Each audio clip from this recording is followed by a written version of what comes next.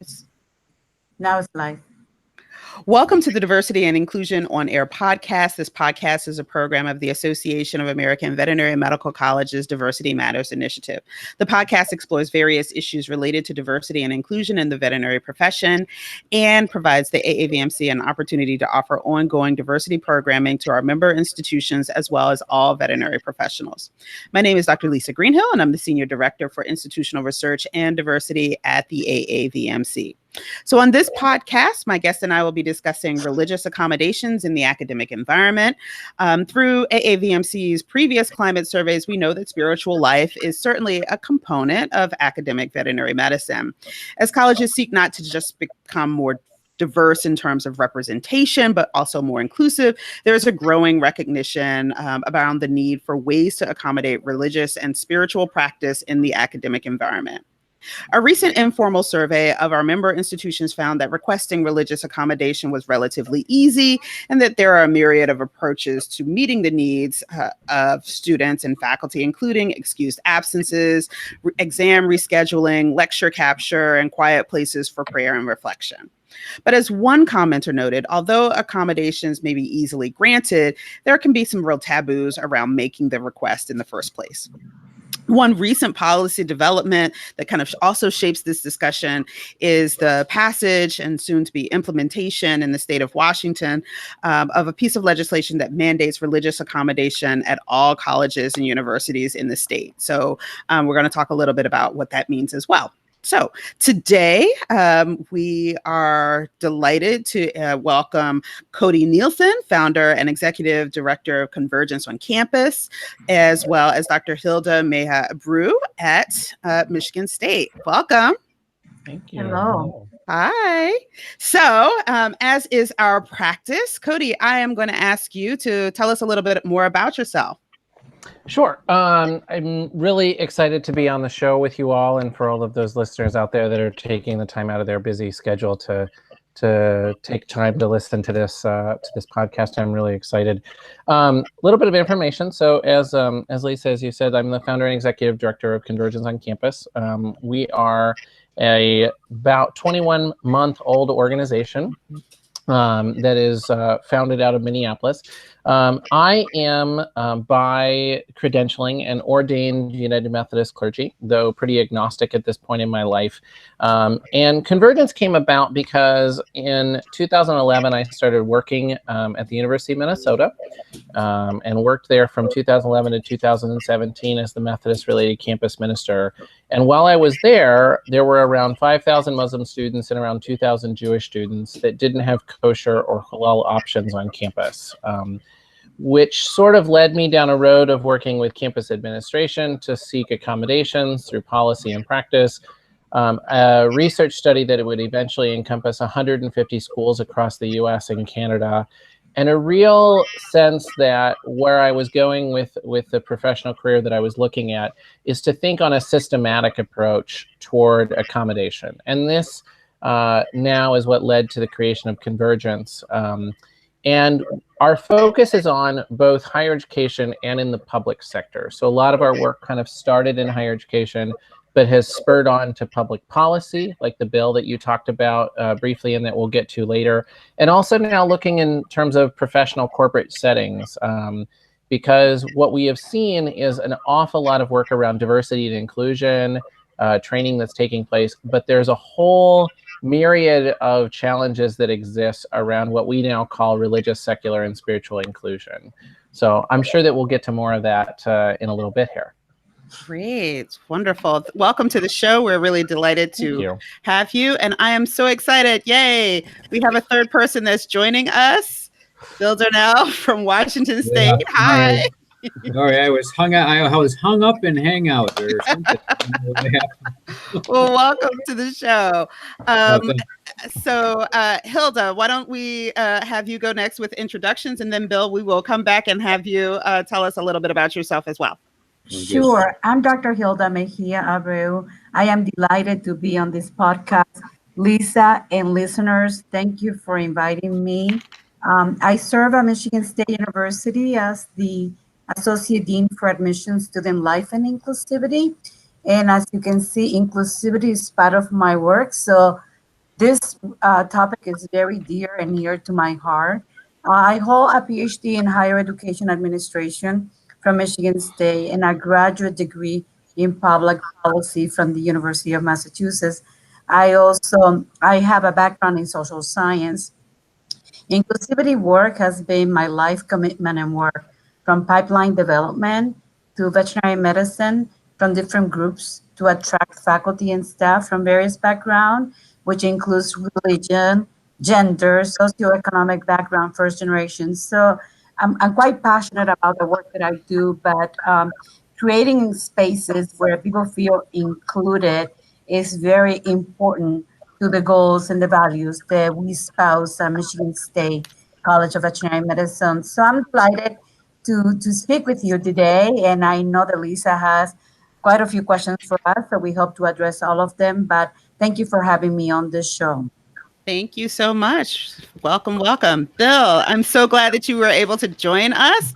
We, at the top of the show, I mentioned that you all have a new bill, a new law that will be going into effect very, very soon on mandating religious accommodation. But and we will certainly get to that. But why don't you tell our listeners a little bit about yourself? Sure. Thank you, Lisa. So I'm presently the Associate Dean for Student and Academic Affairs at WSU, Washington State University. Took this post about going on 3 years ago. Prior to that was Department Chair of Veterinary Clinical Sciences, which is the department that manages the clinical, both teaching and clinical aspects of our teaching hospital. So I had some experience with the subject, I guess, during that time, especially during the fourth year, because that's oftentimes when these things come up. Looking forward to the discussion today. My office, myself, I guess, being the sole faculty member in my office, we manage all aspects of the program, including diversity, and so it is something that's under my my guidance. And it is something that I have a passion for and a lot of interest in. I have to say that at WSU, we are, somewhat, I would say, even in the infant stages of developing how we deal with diversity. I mean, we've always been sensitive to it. We've always responded to it, we feel, in right manner, based on experiences of our peers and our own experiences at the university in the state of Washington. But it is a new area in development of how we move it forward. The great news for us is that we're in the process of undergoing a major curricular review and then stepping that into a curricular reform, I guess I'd call it. And so we have great opportunity to build some of these things into our curriculum as we go forward. We refer to them oftentimes as threads. Can we start with some real baseline information, which we do now during orientation of our first year students, and then build on that as they go through the program to give them more information about this, respond to their needs, and also get them more involved in areas of diversity. So I think it's a great time for us, and so we're excited about coming up with some ideas, not necessarily inventing new wheels, but taking advantage of what's out there and what some of the other institutions are doing. Great. Well, welcome to the show. So excited. So why don't we dive right on in to Hilda and Bill? And Hilda, I'm going to pitch this to you first. At Michigan State, what is the current process for requesting specifically like a religious accommodation at the college? How do you handle that? Sure. MSU as a whole has a policy to honor religious accommodation requests. So each year we remind the faculty and the entire community that requests for accommodation should be observed, either faculty, staff, and students. So it's inclusive of everyone. And we try to remind everyone to take those requests at face value. And the Associate Dean for Academic Affairs is usually involved in those requests. And students are encouraged to feel free to go directly to the faculty and make those arrangements. those requests can be very difficult at times, especially when we might feel that our request for accommodation will be challenged because we don't know how the faculty is going to react to it. So what we tell our students is to make sure that they don't have to explain. So if I'm a Catholic person, if I need Good Friday off, I should be able to go to my boss and say, on Good Friday, I will be out of the office because of my religious observance, and I don't have to explain anything. It should be acknowledged and granted, and that's what we do with our students. And faculty and students usually make those arrangements on their own, but I have to tell you that that has not happened overnight. It has been a culture that was created, and I'm going to give credit where credit is due. My predecessor, Ms. Patricia Lowry, tried to create a culture of inclusiveness with our faculty and students. So it didn't happen overnight. It took time, but our faculty, I believe, is there. And the university actually reminds all of us on September the 4th, that's when that memo comes out and says, this is what needs to be done. And you should take those requests at face value without any questioning. And you need to be respectful of faculty, staff, and students. So that we're reminded, then it's negotiated between the faculty and the student. When the student doesn't feel comfortable, I actually get involved. If they come to me and I said, let's do it together, let me give you the tools. So it's on a case-by-case basis. What I have to add, though, that we did not have a reflective space for our Muslim students. So they had to go home maybe, or maybe walk across campus 25 minutes. We were able to, the students survey the students, and we were able to assess whether or not there was a need, and there was a huge need. So now we have a reflective space for everyone that needs it, including myself when I need to take a break and go and pray, which oftentimes I have to do because as an associate dean, it's a challenging job, full of opportunities. So I can drive to church to do that and reflect. So that's the process that we have here, Lisa, and I hope to have answered the question. Yeah, absolutely. And yay for self-care. Yes. So Bill, what is the process at Washington? And is that process changing or evolving as a result of the new law? I guess it remains to be seen whether it'll change with the new law. And I think that the way that we handle it now will likely cover that, because I think we err on the more, I could say, more liberal side in making these accommodations, just like Hilda said, at face value, and working with them as much as we can. There are some that are more challenging than others, especially as I say, when we get to the fourth year, clinical year, just because they involve experiences, potentially limiting the students learning through those experiences because of the accommodation. So those are the tough ones to work through. I'd love to see how the law affects some of those, because those could be a concern. Sure. But probably not when we're dealing with the religious diversity and the accommodations there. Basically, our process is that if students need an accommodation, which really is because of our attendance policy being open, meaning there are only certain aspects of the curriculum that are required. Laboratories by default are required. We do not, final exams in courses are required. We do not allow them, at least normally, to be missed. There are some of the other experiential learning that are required. So it's the students know when they go into the program what things are required, what they will have to request a petition, basically for what we call a petition for excused absence, and that's bring them into that fold in orientation, let them know that that's the way that it works, and we constantly remind them of that, and as do faculty, and we remind the faculty periodically because they sometimes forget the process. But it's all online now, so basically a student goes to our student services website, they go on the link, it's also linked within the attendance policy that's on the website, and it leads them to to a menu, and it's basically drop down what's the reason for your excused absence. And some of them are preset, like family emergency, family or personal emergency, wedding, which is one of our accommodation things that we will try to work with. And then in this case, especially if someone was requesting to miss a required exercise because of a religious holiday or some other event, or just something that is regularly built into their faith, then they would just fill that out into another category, right in the text. This is what I'm requesting. These are the dates I'm requesting it.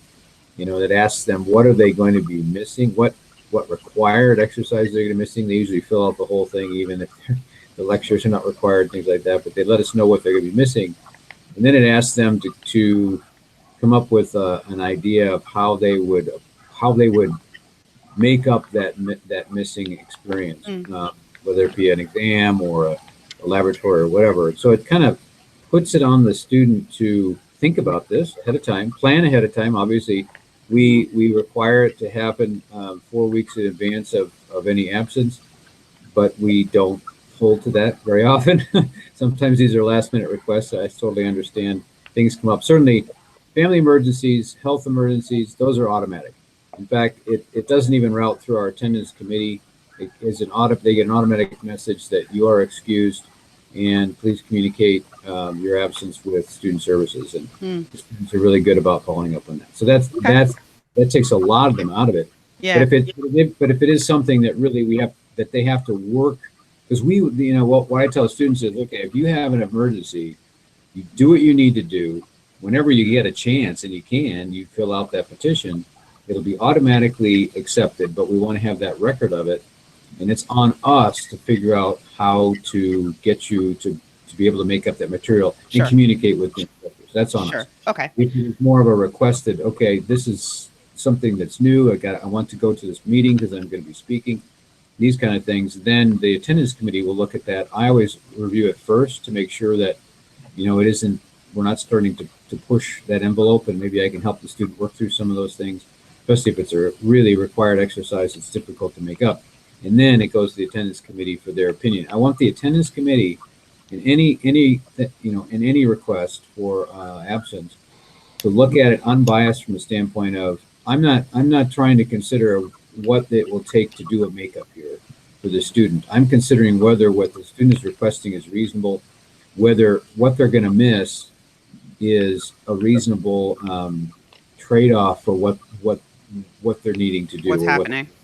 So it works pretty well. I think it involves me a lot. I mean, on the front end, but at the same time, I know what's going on with the students. It helps me a lot, and I can communicate with them up front, and with instructors if I see problems with makeups, and we can smooth the process and talk about faculty pushback on these things. Usually, the faculty are already in the loop. Got it. Just like Hilda was saying, they go to in their case MSU, they go to faculty first. We go to our student services attendance committee, and then back to the faculty to have that discussion. So the faculty now have an idea of, okay, this is being supported by the college. Okay, I need to respond. Yes. Got it.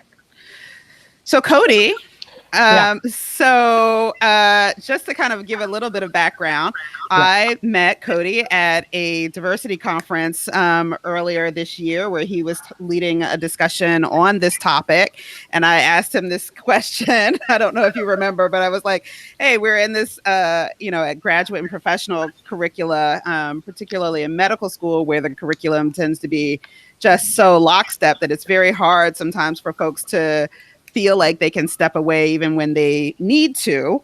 How do we kind of, work this? How do we make this happen to kind of create environments where clearly we have a couple of our wonderful administrators who are trying to figure out ways of kind of creating that environment where folks can be successful, have their kind of spiritual life enhancement accommodated, but we also know that still it's hard, right?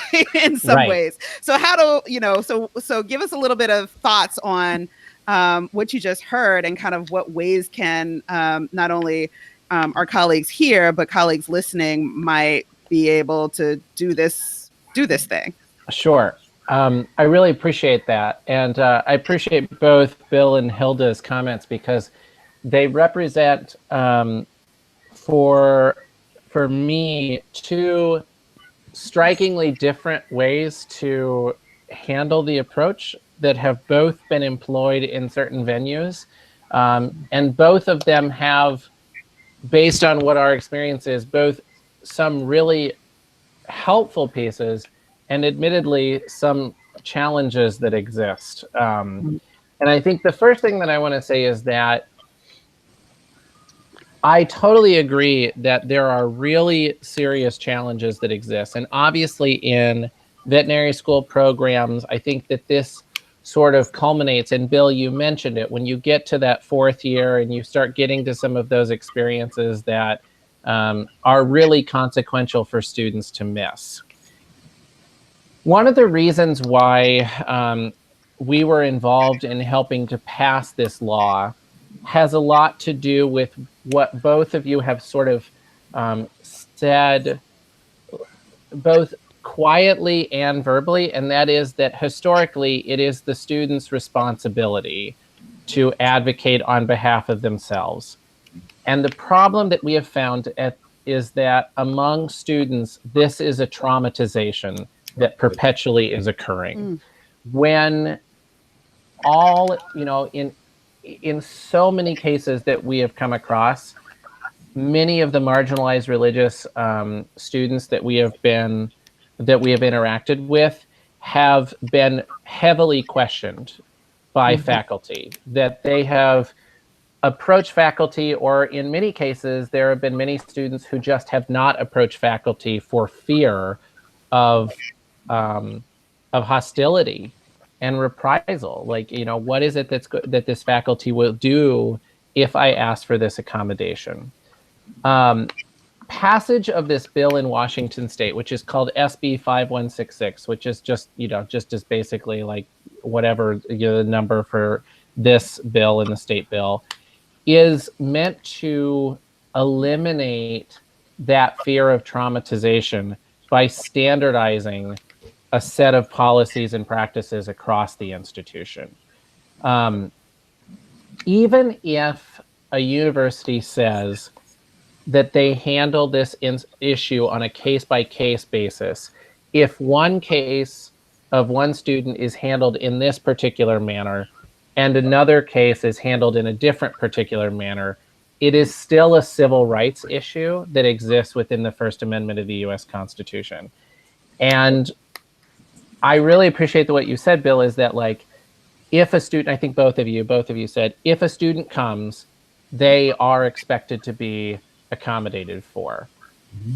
The question is, how far will that accommodation go?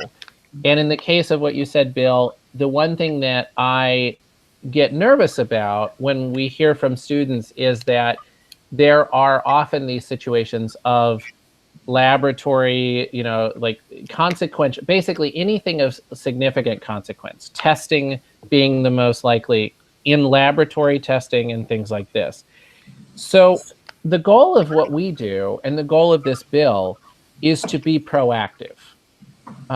We are attempting to work with institutions to overlay a series of what we call blackout days into the academic calendar, utilizing the major religious holidays. So thinking in the Jewish setting of Rosh Hashanah, Yom Kippur, and Passover, thinking of Christian holidays like Good Friday, because Easter and Christmas we're already off for, thinking about in Hinduism of things like Diwali and Holi, and of course looking at the unique accommodations that are necessary around Ramadan, but also being very cautious around Eid and thinking about Eid as, two similar holidays. And this is just the sort of beginning, because Hinduism has more than this, Buddhism, Sikhism, all of these different traditions that we see. What we are attempting to do is to encourage academic calendars to be set with a series of blackout days, where campus-wide faculty do not hold any consequential testing on these specific days. Now, this is not every day.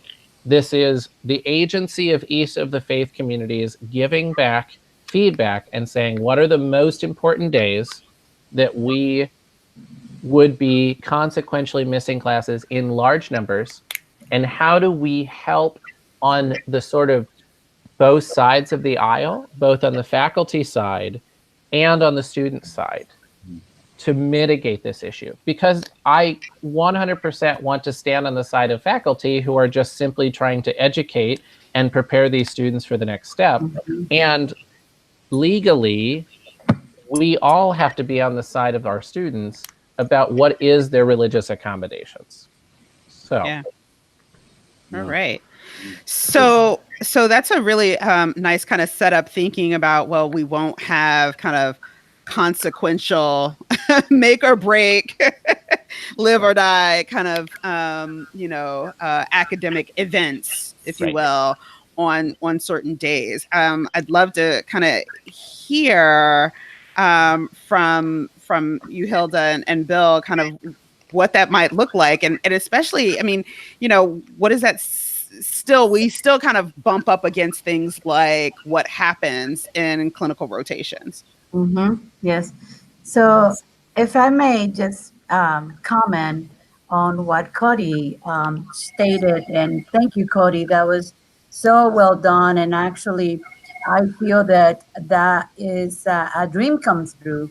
If we could get a calendar where we can, the major days, they can be blackout and say this is when we might not hold a midterm or a final, so that we can observe and respect others in terms of their needs for accommodation. I think that would be ideal. And I don't know that we'll get there very fast, especially in a medical curriculum, but I am hopeful about the following. I'm hopeful that given the importance of diversity and inclusion, but more so inclusion, the faculty are at a different place, most of them, at least in medical school. And I can speak for my medical school. When I was at a previous school, it was a nursing school. I feel that if students are able to plan, and that's why we actually say, students, let us know so that we can be proactive in this process. I think that we will get there sooner rather than later. However, like you said, Cody, I am on the side of the faculty because their business is to educate, and the business of the student is to learn. So together, it has to be a team effort between faculty and students, not faculty against students or student against faculty. It is a collaboration of both. For example, I know that I have quite a few students that are Jewish. So I often go to the committee, to the planning of the calendar, and I said, on this day, can we please look at these days? These are important days. But I am coming from the student affairs side to make our faculty that is very focused on the curriculum aware of these 7 days during the fall that we might want to stay away from, including MLK. We have a big celebration with the medical school, Martin Luther King Jr. holiday, and we have been doing this for the past 2 years. It's actually on the academic calendar because we want our students to collaborate and to be there. I think it's being intentional in how we plan this. And that's why I said planning those blackout days, or the days that you want to block, that we want to block, so that nothing important is occurring, is going to have to be done intentionally and with all hands on deck, inclusive of provost, deans, and president, so that we can get there. I really like that goal, and I think it will happen, but we have to be intentional about making that happen. How do we convince some of our colleagues that might question the fact that I have to take Good Friday off? And the way I have been very, for me, my religion is number one, family, and then work. And I have told people, I must be a way to be a good citizen of our team and to collaborate Otherwise, I will not be happy and my mother will disown me and I won't be happy with myself. So I think having those courageous conversations are really important. It's very difficult for a student at 17 to do that because believe Yes. me, I didn't do it when I was a freshman at the University of Massachusetts. So we, as the educators, the advisors, the supporters, we can help our students navigate those difficult channels because they're difficult, because it's intimidating. Hilda, you just became a spokesperson for the way and reason why we as an organization focus our efforts with professionals. Yes. There are not a lot of organizations that are in this sort of space, but the ones that sort of have existed before our time have spent much of their time focused on sort of the student empowerment. And our sort of response to it is the student empowerment is not working. Mm-hmm. Mm-hmm. And Yeah. so it becomes that sense of advocacy. And it's why I will admit to you that I kind of feel like the way in which Bill talked about Washington State, that sort of like heading back to the faculty and to the dean and to the administrative side is so imperative to this, because in the end, your students can only go to bat for themselves for so long. I mean, isn't that classical like change theory that you need an outside entity to become the advocate for that, that group and community, that which is marginalized or being threatened? Yeah. And actually, I mean, I would actually go so far as to say that the onus should be kind of on the institution, one, because when we talk about systems change and we talk about even systems of oppression, it's really always institutional, right? That's what really makes it an ism. Yep. And it's really that power dynamic that sets up whether or not people feel even just on a day-to-day basis comfortable kind of saying, hey, I really kind of need this, and I need it to Hilda's point, to be a good person, not just to be a good person for, I won't go out and kill people, but just to be a good person in this community, a fulfilled person and a part of the community. This is what I'm bringing with me. And how do we create space for that? So, and Lisa, can I say something? Because you hit on something that if we want happy students, we need to be student-centered. And you're right, Cody, that it's important to make sure that the administration is supporting our students, because we brag about how great we are, but let's show the example of how great we are. And this whole reflective space at Michigan State that we created, that space, it wasn't driven by Hilda. It was actually driven by the students that are part of the diversity committee. They're part of the diversity and inclusion committee. They created their own survey. They asked me to help. And believe me, they asked for it. So they're going to drive it, but it takes a level of confidence and maturity that nobody's going to retaliate. And they fully had the support of the faculty on the diversity committee. So, Cody, you make some very good point about we need to drive it as the administrators, and we need to be held accountable. Yeah. So, Bill, I kind of wanted to touch base back with you. So this thing is going in. You've got this great kind of electronic way of submission, but it's going through. You got folks in clinics. Rosh Hashanah, Yom Kippur, and many other holidays are shortly upon us.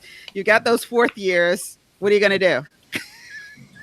Well, the fourth years, it's a different process. So I guess I didn't clarify that. So the first through third years go through the petition for excused absence. Fourth years, basically they would go to the faculty first to bring something up. I need to be gone for this day, and they all have personal days that they can take during the senior year, so that gives them some flexibility. Most like to reserve those for interviews and things like that. We have a built-in policy that you can miss up to 10% of a rotation. So basically 1 day in 2 week rotations, or 2 days in a 4 week rotation without compromise. So that can be for really almost any reason. We encourage the fourth year students to communicate with the clinician in charge to coordinate that, because obviously it not only impacts them as a student from their educational standpoint, but also impacts the function of the clinical rotation. Yeah. It also can impact patient care, which is always at the top of our priority list and things like that. So there needs to be communication, and I act as a default. So the faculty typically, if they get a question, and I'm a clinician by trade. I was this department chair for those people, for 9 years. So they feel really comfortable coming back to me and saying, hey, the student came to me with this request. What do I do with it? And then we have the conversation to kind of talk through it. I would say that, very rarely is there ever that we have any faculty that are not, 100% supportive and trying to figure something out that'll work under their specific circumstances. And, I appreciate Cody, trying to move away from the case by case. And certainly that applies much better during our first 3 years, where we can be a little bit more programmatic and planned out in absences and things the students are accommodated for.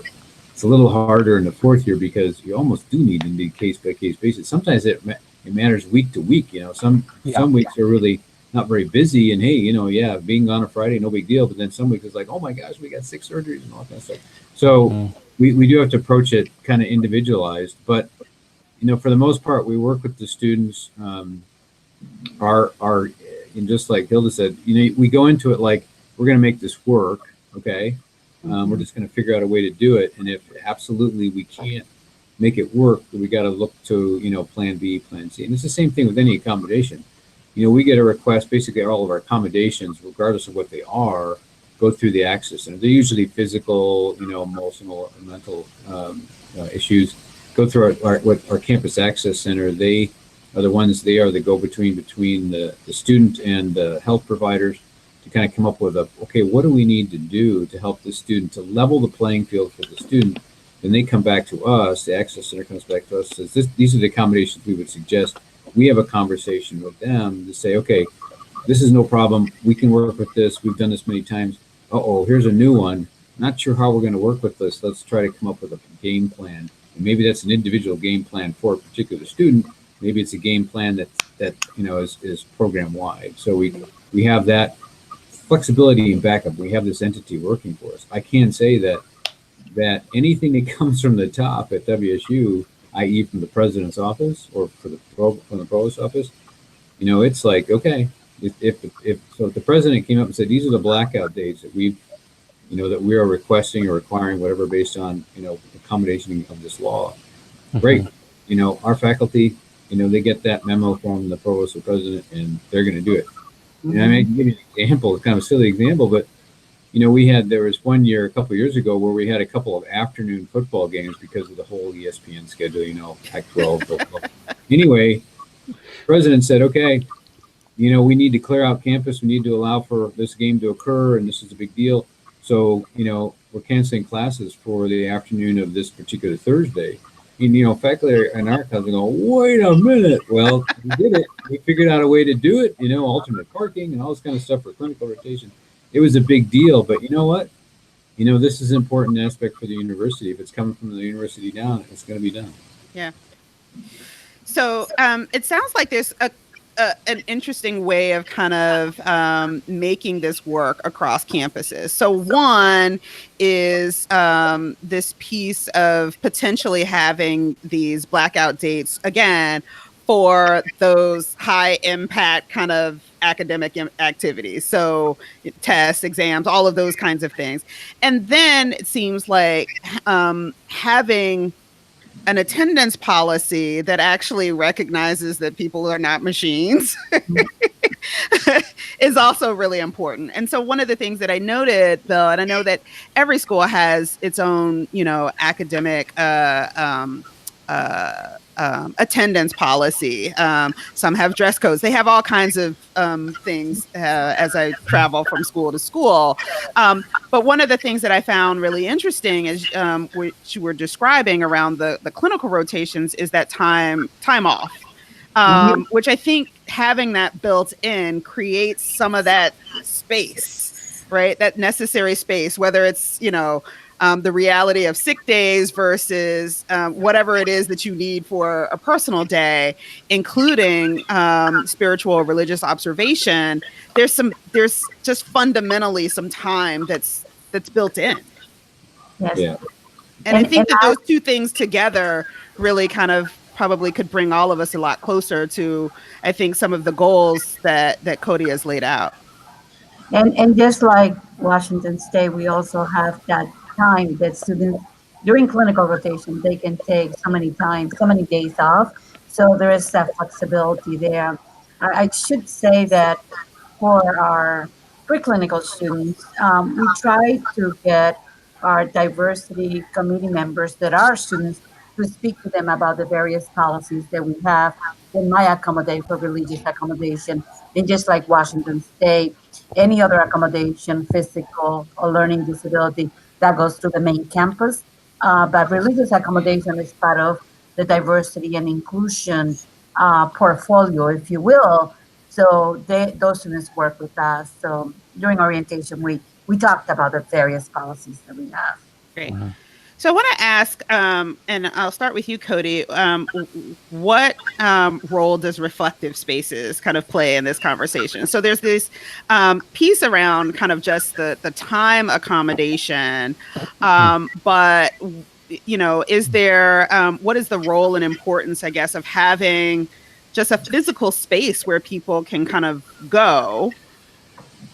Yeah, I think that's really... I really appreciate the question. I'm going to expand it just a little bit to kind of talk about sort of a larger ecosystem. So what we've seen on a lot of college campuses is that when sort of put in a corner or requested, what often happens is that the first line of like accommodation will often be these prayer and meditation spaces. They often come as a request from the Muslim community, which is not surprising because of the Muslim practice of five prayers a day. But universities can fall very quickly into a trap. And I like that you are using the word reflective space, because if you create a prayer space for the Muslim community, you have moved the establishment clause of the First Amendment to the establishment clause from Christian hegemony to Muslim identities only. And while this often feels like a positive response by a lot of administrations, the challenge is, of course, just as sort of Hilda, as we kind of comically responded to it, but it's a serious thing, reflective spaces are not just for Muslim students. Buddhist and Hindu students pray nearly as often as Muslim students, have a significant religious practice, and even non-religious humanists, atheists, agnostics, and yes, as well, Christians, including Hilda herself, coming from the Catholic perspective within Christianity, often seek reflective prayer and meditation spaces. As a part of this, we see this as one of what Convergence calls one of our 4 pillars of institutional policy and practice. And it falls under what we call the infrastructure pillar, that there must be physical environments on campus that respond to the distinct needs. If there are 3 specific areas, it's the academic accommodations that we've talked about, it's the prayer and meditation and reflective spaces that we're looking at, and reaching a little bit further, it's also typically the dietary options that are necessary, constrained within dining halls, or at least optional within whatever setting. So with these reflective spaces, there's one key and really critical piece that's there. The space must be neutral in all times and places for students, and it cannot be reserved, at least not if it's going to be successful. It cannot be reserved, because in doing so, you're kind of defeating the point. If it gets scheduled, with all of these different events for these communities, then the openness toward reflection is eliminated. So we think about storage space and the need to both create the space, communicate the space, and then maintain the space with the proper items. So that may be icons that are historically tied to traditions, prayer mats, prayer and reflective pieces, all of these things that are necessary, but they also need to be stored. So I'll stop there.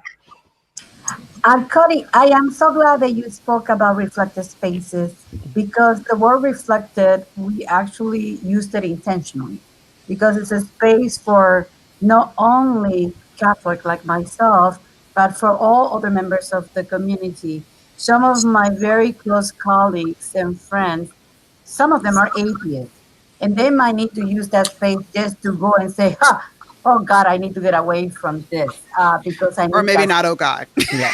Maybe not all that, or maybe also that. So I think it's important to really differentiate that it's not a church, it's not a synagogue, it's a reflective space, exactly what it's called. The other thing that I think you commented in terms of the items, the only thing that we, and this was intentional, that we only have a very comfortable rug, a chair, it cannot be reserved, and a way to log in how many people have been there without name, because we don't want to know names, so we want to know that the space is being utilized. Because the space was created just about 8 months ago, it has been very, very popular by faculty, staff, and students. So we are right now creating a second one Great. near the classroom space, because this one is in the clinic. Because right now I actually have been there a few times and I have to wait because it cannot be reserved. So I appreciate your comment on the name of the place, so that we can make sure that we're accommodating everyone. Yeah. Yeah, it's so in our informal survey, we had a number of schools that indicated that they have spaces, but one of the things that we found was that to your point, Cody, some institutions said, "Oh, absolutely, there's a place for our Muslim students to go pray." So there's that, or that the place is, "Oh, it's only a 20-minute walk," and I'm like, "But our students are in class for this many hours a day."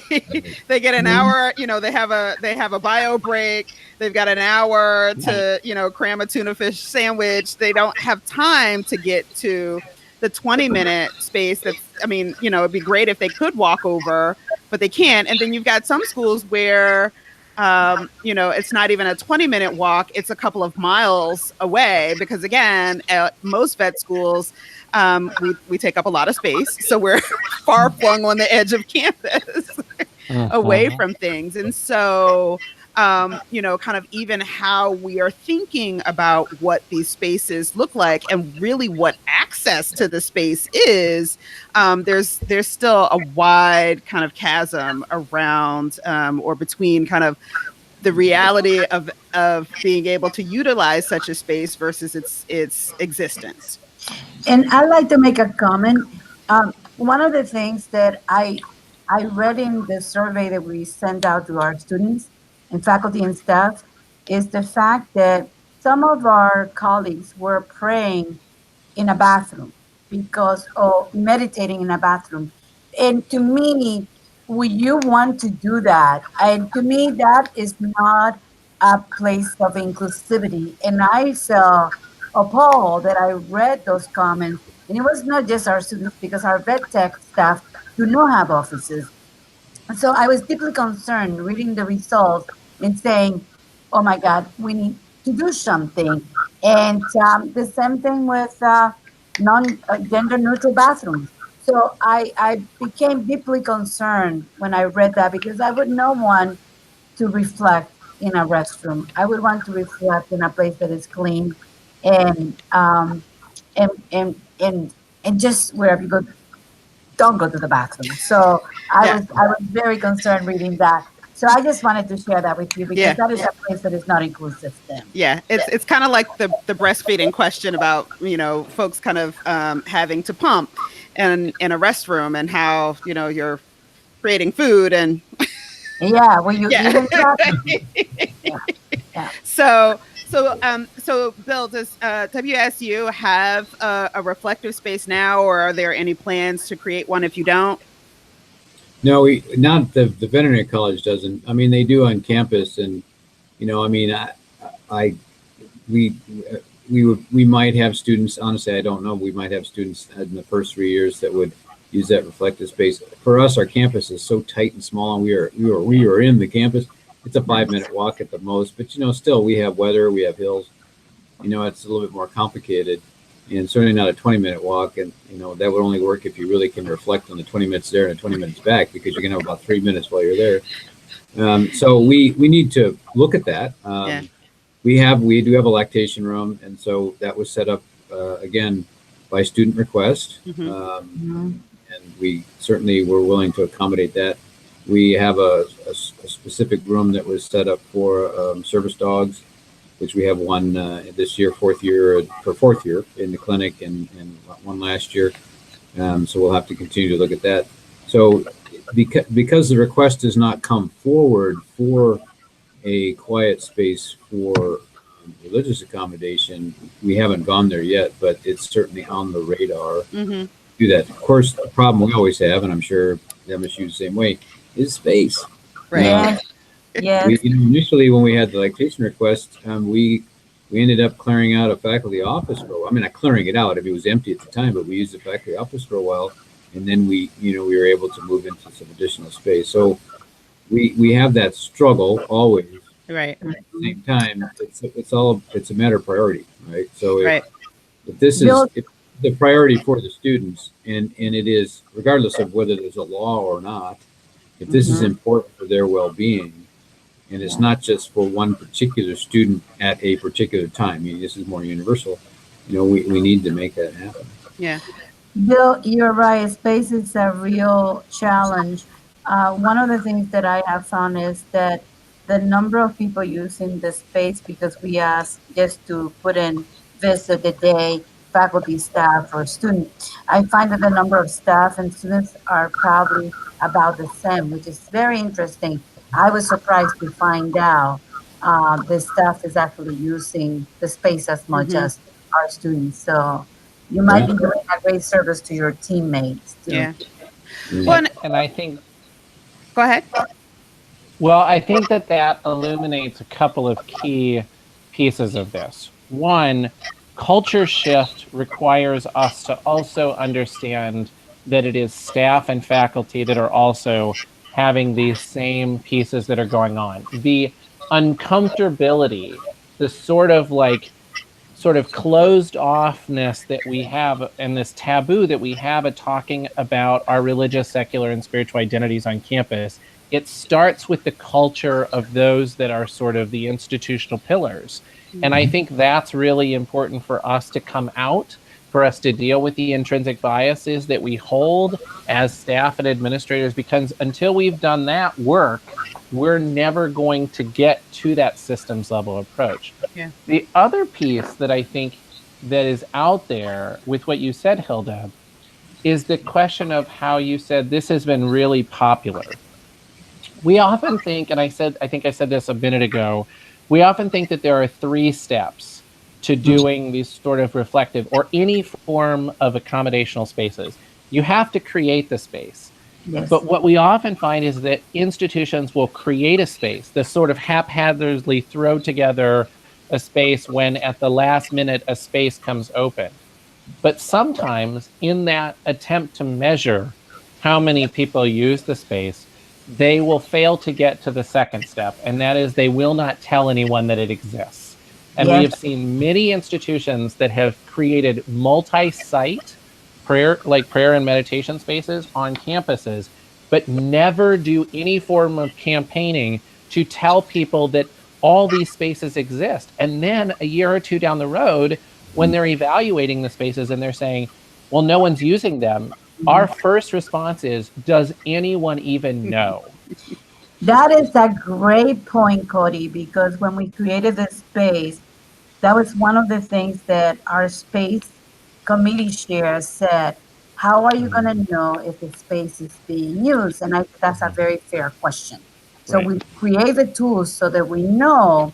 And I report to him every semester on usage Right. because that's important to him, to the point that we're having a new unit of lockers and mother space being built brand new. And I requested a reflective space there that was brand new because of the need. Because you're right, unless people know, they won't find it. Yeah.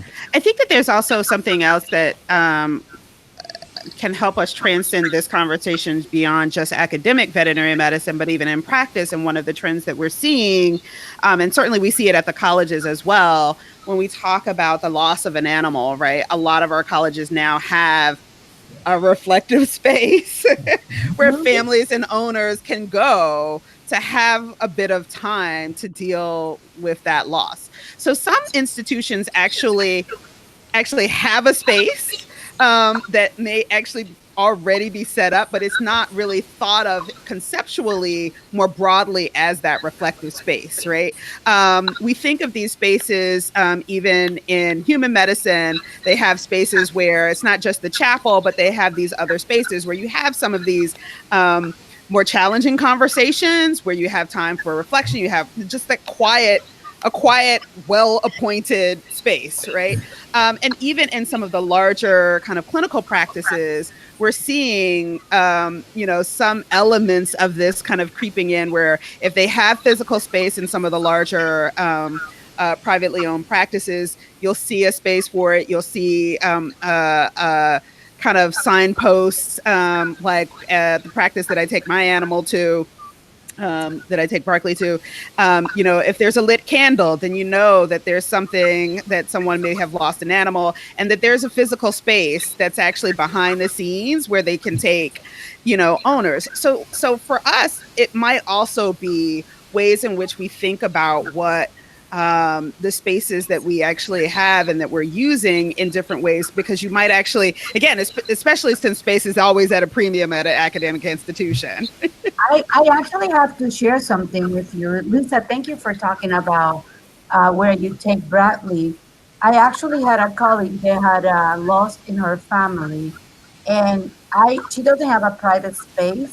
And I actually went to her and I said, you can go and use 8-28, that's the room number, and cry and be by yourself until you feel whole and come back to say, I didn't know I could use that space for that because I'm not praying. I said, yes, you can.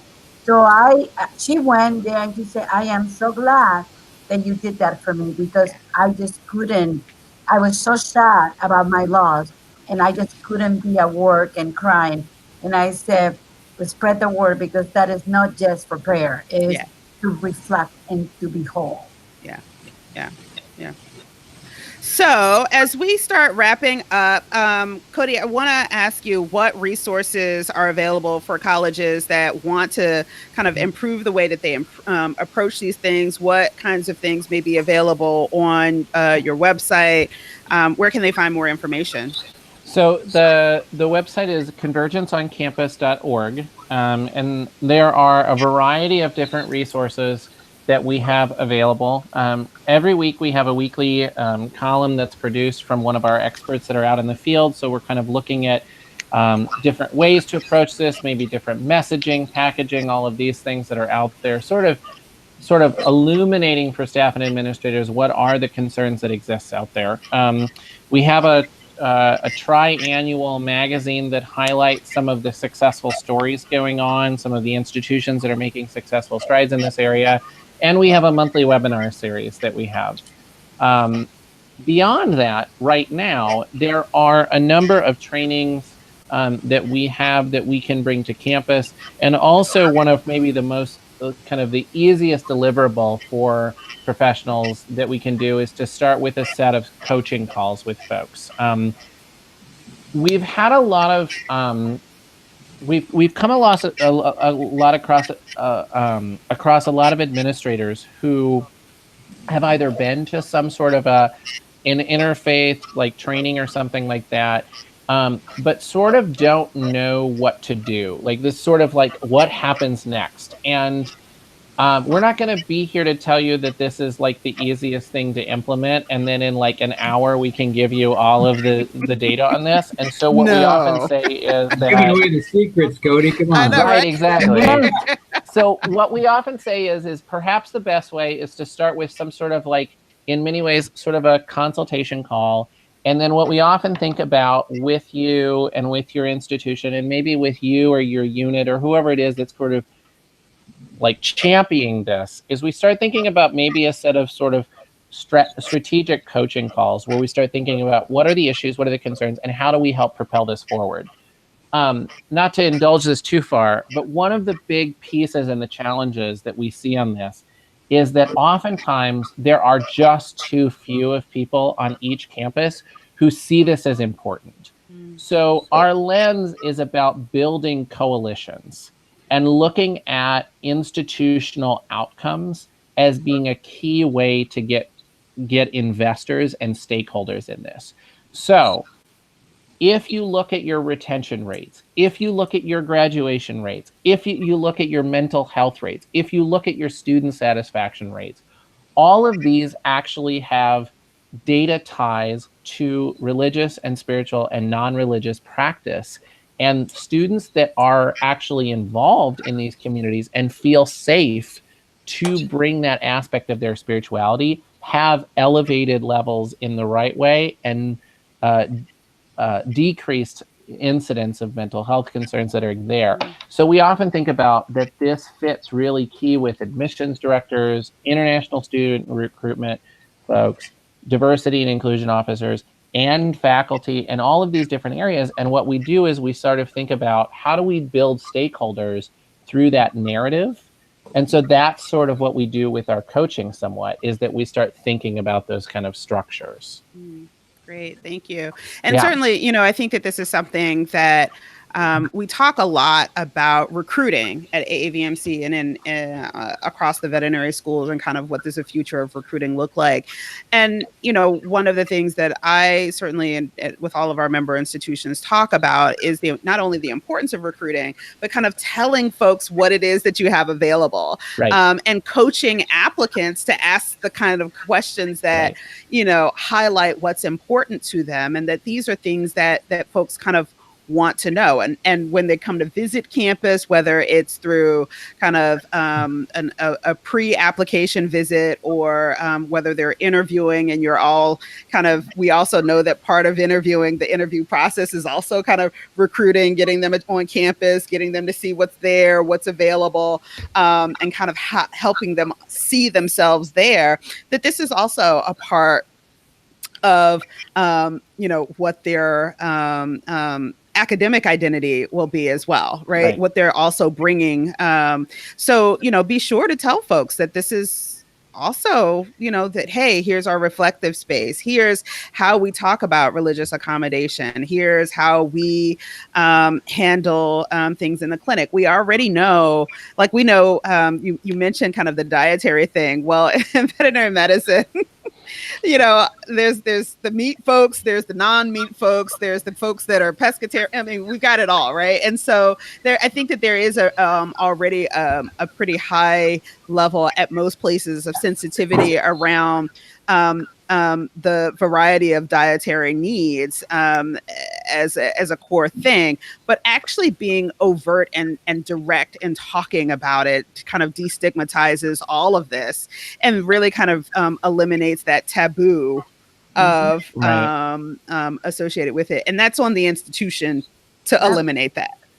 In fact, if I may say something, Cody made a good point about retention data. When students feel isolated and they're not engaged, Tintos and Pascarella research says that we're going to lose them. Yeah. That is just a known fact from research. So what I like to be able to create here is a feeling of inclusion and being valued at this institution, because that will impact my retention and student wellness and happiness. So it's not, to me, I tell my team, do not invite them to the party, which is Michigan State College of Veterinary Medicine, if you're not going to ask them to dance. And asking them to dance requires intentional effort and work.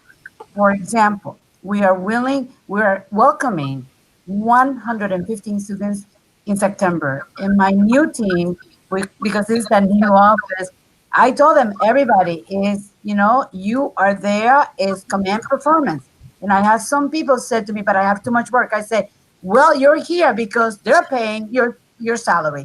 So everyone needs to show up to the party because I want our students to know that we're here to welcome them, but that we are willing to dance with them because that's what being included is all about.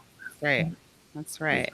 Awesome. Well, Bill, we wish you luck with the implementation. It sounds like you're all ready, and we look forward to hearing how things go. I'll definitely be checking in later, maybe this year, for a quickie follow-up bonus.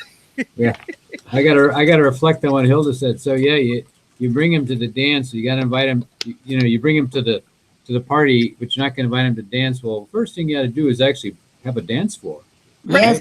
Yes. Oh, I like that. These metaphors. I love that. I love that, Bill. Get a dance floor. Get a dance floor, host a party, and invite them to dance. Can that be your bit line for the whole, Yes. Can that be your title for this podcast? I like that. Yes. So yeah, well, we look forward to hearing what happens at WSU and how things go. We know that things will go swimmingly. Cody, thank you so much for joining us, and we look forward to certainly at AAVMC continuing our discussions and finding ways for you to connect with our member institutions. And also, Cody is working on his dissertation, so we are all going to send him lots and lots of positive energy. Thank you. It's going to be over real soon. It's going to be over, and it's going to be awesome because why? The best dissertation is a done dissertation. Is a done dissertation. And Hilda, as always, we are so grateful at AAVMC for your participation in this and certainly the work that you're doing at Michigan State. So thank you. Thank you to all three of you. Thank you. Thank you all. Thank you. And so with that, we will end another episode of AAVMC's Diversity and Inclusion on Air. Be sure to like this episode. You can find us on every podcast app out there. Be sure to subscribe and like so that folks can find us. Be sure to also take a look on Facebook for our Facebook page, which is AAVMC's Diversity and Inclusion on Air podcast. You can find it. Click the like button and you can find all kinds of great articles and images and all kinds of really cool things about diversity and inclusion in higher ed very broadly, but also specifically in veterinary medicine. So with that, I will bid my guests adieu and we will see you next time. Thank you. Thank you. Thank you, Lisa.